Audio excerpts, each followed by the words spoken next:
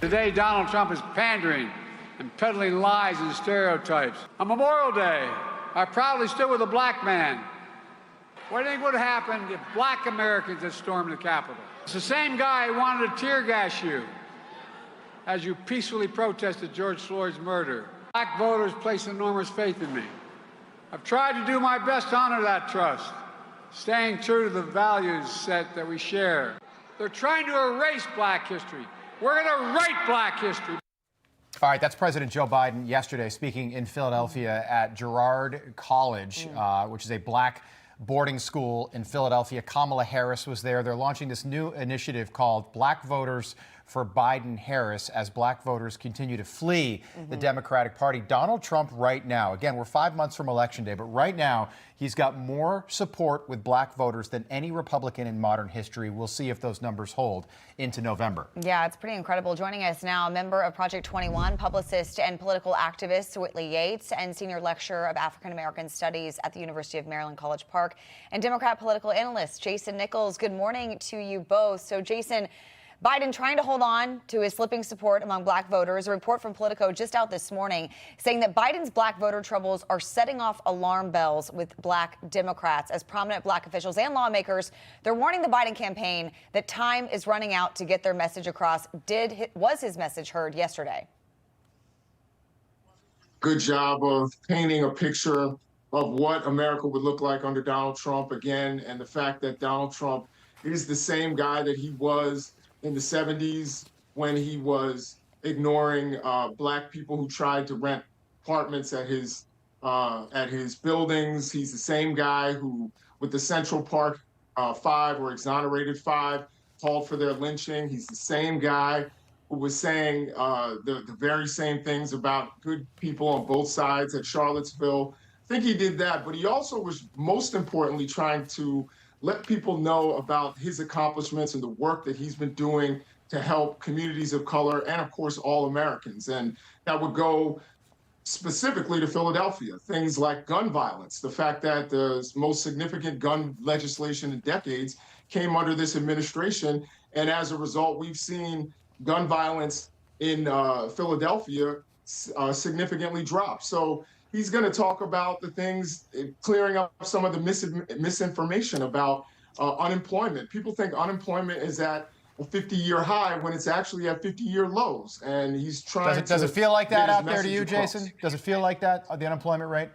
It's what, 3.7% right now? Does it feel like that out there? And that's the problem this administration is having. Is that fine? The unemployment rate might be low, but that's because the majority of people have more than one job. All right, it's that bad out there. Everything in this country costs more. By the way, you sing the praises of Joe Biden. He hasn't been a friend of the black community. You think about the crime bill from the early 90s, did more to imprison black Americans than any other piece of legislation in the last 40 years. That's not That's true. just That's a not fact. true. That's absolutely a fact. You can look back at the numbers. Hold on. No, Let me play you a soundbite. about... This is Joe Biden yesterday in Philadelphia. I want to play you a piece of this soundbite, then I want to welcome in Whitley. Take a listen. Today, Donald Trump is pandering and peddling lies and stereotypes. On Memorial Day, I proudly stood with a black man. What do you think would have happened if black Americans had stormed the Capitol? It's the same guy who wanted to tear gas you as you peacefully protested George Floyd's murder. Black voters... Okay, peacefully protested George Floyd's death. Okay, that's just a lie. We don't have time to relitigate what happened in the summer of 2020 following the death of George Floyd. But that's the commander-in-chief trying to scare not only black people, but everybody else in this country. Here's what Donald Trump said in the Bronx last week. Here's a quote. "It doesn't matter whether you're black or brown or white or whatever. We are all Americans, and we are going to pull together as Americans." Whitley, isn't that a winning message?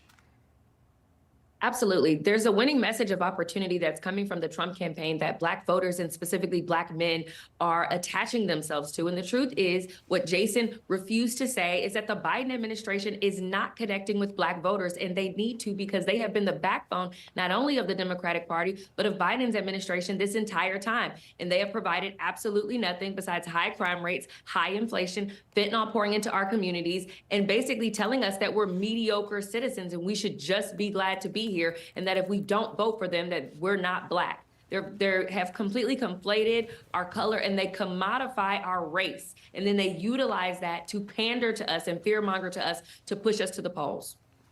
So, Jason, just looking back, the Wall Street Journal poll back in April of 7 swing states found that 30% of black men were going to vote for Donald Trump this coming election cycle. But back in 2020, that number was 12%. So what's going on? Why are black Americans deciding to vote for Donald Trump now? First of all, those are polls. Polls don't vote. I'll tell you, when we look at 2018, 2020, and 2022, African Americans stayed voting with the Democratic Party. So I don't count polls. If we were talking about polls, Hillary Clinton would have been president. So I think Republicans and Democrats, one place where we can all agree is that polls are not votes. The thing I would say is that I actually agree with a lot of what Whitley said in terms of the fact that they have not gotten their message across, and the Democratic Party has been historically bad at messaging. And they have not let African Americans know that there's, for example, been a 60% increase in African American wealth. The largest wage increases have been amongst African Americans. The fact that they have $16 billion, pledged $16 billion to HBCUs, which produce an inordinate amount of black judges and black teachers and black doctors. So I think that there's, of course, the obvious things, working for, the first black president while his opponent was saying that he wasn't an American citizen, and a lot of the other racially charged things that were being said and done. But I think it's important that he is trying to get across and go out and campaign and reach those people. It is a little late. I would agree with Whitley 100%. Okay. That they have not done a good job messaging to African Americans. So I agree with what you said. Just, Jason, I think that may have helped Joe Biden in 2020. But I don't think he's done a darn thing for the black community over the last 4 years. And the Financial Times just wrote about this. They said, right now we're undergoing a realignment in American culture. Quote, the left's challenge with non-white voters is much deeper than it first appears. A less racially divided America is an America where people vote more based on their beliefs than their identity. This is bad news for Democrats. More specifically, this is bad news for Joe Biden. Whitley, what do you make of that?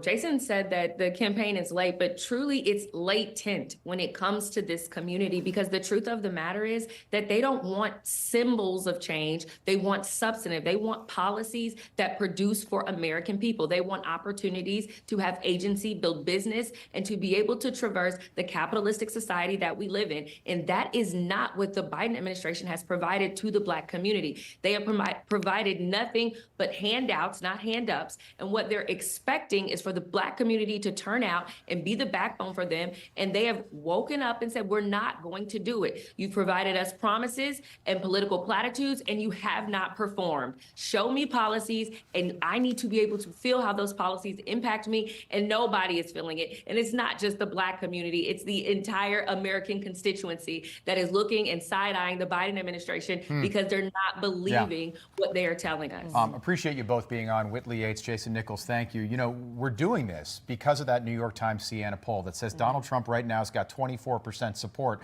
with African Americans. Now, Jason, you say that people will come home and vote for Democrats and vote for Joe Biden in November. We've never seen a Republican with a number like that. And if that number holds, or even half of that number holds, there goes the election right there, specifically in battleground states like Pennsylvania, Michigan, and Wisconsin. The question is, does that number hold, or could it grow? Does he expand the tent over the next 5 months? Great to have you both on. Thank you.